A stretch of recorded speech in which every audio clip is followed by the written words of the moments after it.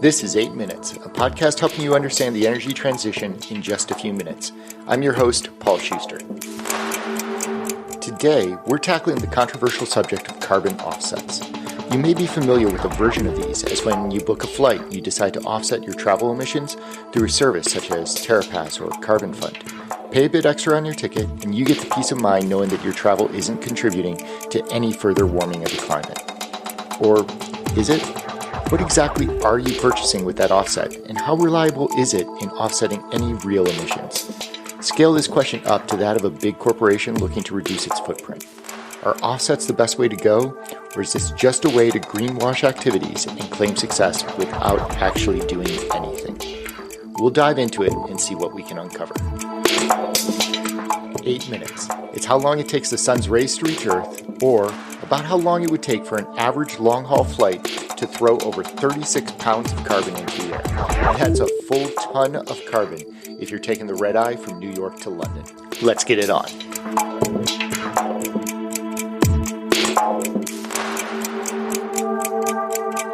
There is no doubt that any net zero future is going to involve carbon offsets. There's simply too much that we rely upon as a society that will continue to emit carbon into the atmosphere. Take concrete, for instance, where the physical property of converting limestone to concrete releases carbon. We can't change physics, but we can incentivize projects to grab that emitted carbon and store it away so it won't continue to warm the planet. Enter carbon offsets, a theoretically awesome little way for individuals and companies to contribute financially to projects that reduce or remove carbon from our atmosphere and net out their own carbon footprint. Let's tackle the topic of offsets in a couple of different ways, and I'm going to do it a bit backwards, so bear with me. I want to start by discussing the types of markets that exist for these offsets first, and then dive into what types of projects these offsets usually develop, and why some of those may or may not be of high quality.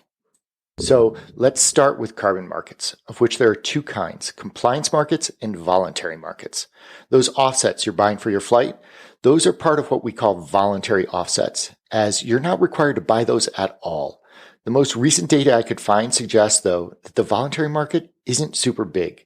Refinitiv estimates that it's about $1 billion globally at the end of 2021. Perhaps somewhat surprisingly is that the compliance market is much, much bigger. Refinitiv places that market at around $850 billion. The vast majority of that is actually over in Europe, where the continent's EU ETS compliance market accounts for $760 billion in turnover. Europe is far out in front of this topic, having enacted their comprehensive trading market back in 2005 to cover the most heavily polluting industries. Today, it covers roughly 40% of the EU's greenhouse gas emissions. Compliance markets, perhaps obviously, operate differently than voluntary markets. In compliance markets, a regulatory body establishes a set amount of emissions that industries or participants are allowed to produce, and they then issue carbon credits to ensure compliance. If you want to produce more emissions, you got to purchase more credits. And because there's only a set number of credits to begin with, it starts to get pricey. That's the basis for the cap and trade structures that you may have heard debated in Congress every so often. And it's what underpins the two big carbon compliance markets here in the States, California's emission trading system and the Regional Greenhouse Gas Initiative in New England. But credits are different than offsets. Credits are compliance markets. Offsets are voluntary. And credits are basically permitted emissions, while offsets represent removal of emissions. Got it? So let's narrow down on offsets in particular and talk about why it's been so difficult to grow this voluntary market. Which means now I can start to talk about what an offset really represents. As I mentioned before, it's not a credit to or a waiver to produce any carbon. It does represent an investment into some project that reduces or sequesters carbon, taking it out of the atmosphere. And there are lots of different ways that that can happen. The most straightforward is planting trees. Photosynthesis is a remarkably efficient and cheap way to remove CO2. In fact, any project that creates new biologic activity to remove carbon could possibly be considered as a source of offsets. But we would need a lot of trees to get to net zero. So there are mechanical ways to capture CO2 as well. Carbon capture and storage, whether at the source of the emissions, such as at an industrial stack, or through direct air capture, where the machine basically just takes carbon out of the ambient surrounding air, grabs the carbon from the air, and creates a carbon stream that can then be locked away, probably under the earth in a mineral sink. There are lots of different ways to reduce carbon. Trees, algae, soil-based offsets, direct air capture, point capture, and that's where the complexity comes in. Not all projects are the same, which means not all offsets are the same.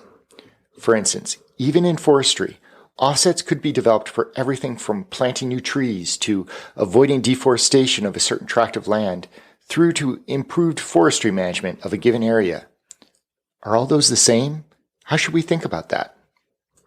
No two offsets are going to look alike, which means that the dream of establishing a market where offsets can be bought and sold as commodities, well, that's unlikely until we get everything to at least look more similar to each other than they do today. And that variety of options creates other issues around quality of offsets. And this is where the conversation takes a turn towards the pessimism. Too many of these carbon offsets are such poor quality that they shouldn't count at all. In 2017, an EU report found that 85% of offsets failed to do anything. More recently, the former head of Australia's Emissions Reduction Assurance Commission estimated last year that 70 to 80% of the country's offsets were deemed low quality. This is absolutely the biggest reason companies get tagged with greenwashing, when they're investing in offsets that are essentially worthless. So, if we still believe that we can't reach net zero unless we have some form of vibrant offset market, what needs to happen to polish these offsets and get them to a higher quality? The answer is fivefold. And while not every good offset is going to hit all of these, the best offsets are going to hit more rather than fewer. 1. Additionality, where the project needs to be something that would not have been done otherwise had the money from the offset not appeared. 2. Permanence, where the project is going to last and be resilient in the face of outside forces. A grove of trees is great, but if a forest fire hits them, all of that carbon goes right back up into the atmosphere. 3. Avoid overestimating. Accounting and validating the carbon removed has to be based on scientific consensus. 4. Avoid double counting, where one certificate represents 1 ton, and the same project isn't used by multiple parties to claim benefits. And lastly, ensure that the carbon project isn't being accomplished at the cost of other societal or environmental concerns. Carbon offsets must be a key component in the fight against climate change. But despite decades of working towards a clean, reliable, consistent measurement, lots of work still needs to be done. Is it hopeless? Hardly. And this is where the perfect being the enemy of good paradigm comes in. Carbon markets may not be an easy, simple solution yet, but they're still better than many other options that we have. And the more we scrutinize the product, the better we'll get at driving towards high-quality offsets. I'm Paul Schuster, and this has been your 8 Minutes.